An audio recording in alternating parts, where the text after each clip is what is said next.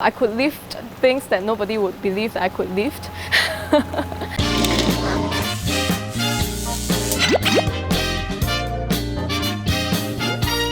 My name is Ee Peng. I'm an urban farmer, and what you see behind me are my family.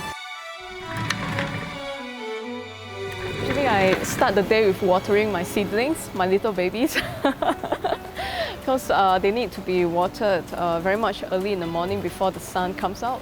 Afterwards, I would go into other works like weeding, pruning plants, and harvesting, sometimes for the kitchen.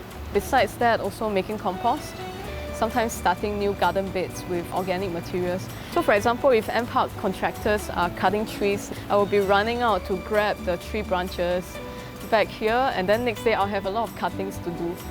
So yeah, it really depends on what opportunities that I have around me that decides what I'll be doing at that moment. I was in Japan since 2012 in a Japanese Zen monastery. At first I thought I was going there to learn Buddhism, but turned out that we had to farm our own vegetables and rice to sustain our own life. When I reached the monastery, they were wondering like what I could do, you know. I was very fair, very thin. I looked like I couldn't even lift the firewood, a handful of firewood. In fact, the monk was suggesting to Dojo-san, the abbot, say that why not allow me to translate their website into Chinese. And then the abbot said no, she has to work with everybody in the fields. Like samu is what we call like physical work in the monastery.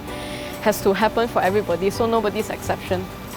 And after coming back to Singapore, of course, I got a lot stronger. I could lift things that nobody would believe that I could lift.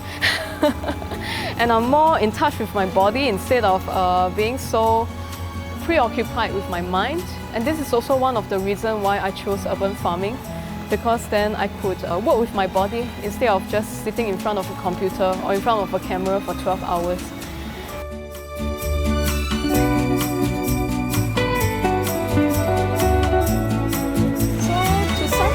This looks very unsightly because there is ants and sometimes there are insects, but I wish to show you that this does not smell at all. So if you sort food waste out correctly, you do not actually get a very smelly pile. So this is how it looks like inside. So you see these are like chicken bones. It will break down gradually in about 2 to 3 weeks time. So anything that's oily, salty, anything that's meat, we will put into this machine to compost. I don't worry my parents too much at this point of time. In the beginning, they were very worried when I went to Japan. And I guess over time, they were more immune to it, to what I do. Actually, they have more of adapted to me. Like, so my sister, ever since I came back from Japan, she started out like recycling corners outside our house. So she would sort out like soft plastics, hard plastics, metal, paper, cardboard, and then we will bring them to an organization to be recycled. And even for the kitchen here, like I would tell them, oh, can you save the rice water for me? I will need them for compost tea and also watering the plants. And then they would save them up for me whenever they remember. And for food waste, they will not just throw it into the garbage, but instead they will keep it aside for me.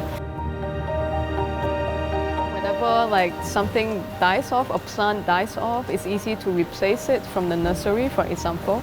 But with regenerative farming, like we aim to not only put in as little materials, instead of like replace them when they don't look good or when they are sick.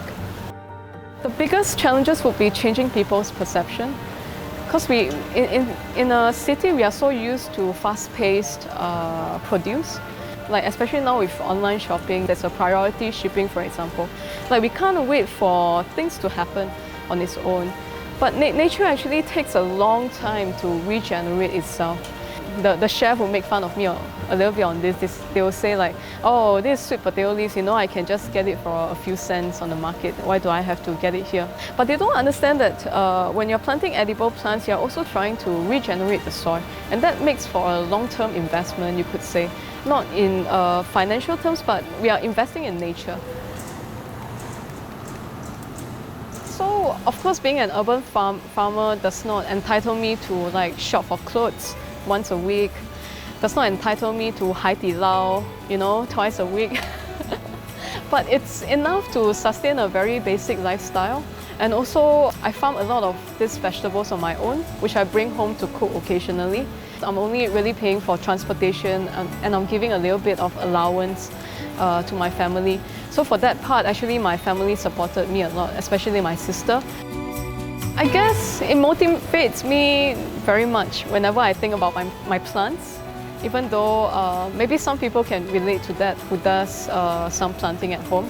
You know, seeing a seed sprouted after a week.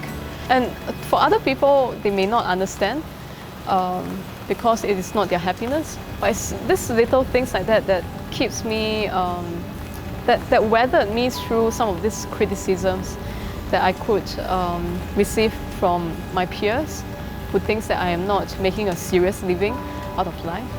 So I'm really glad that actually nature is sustaining my life more than I am supporting it.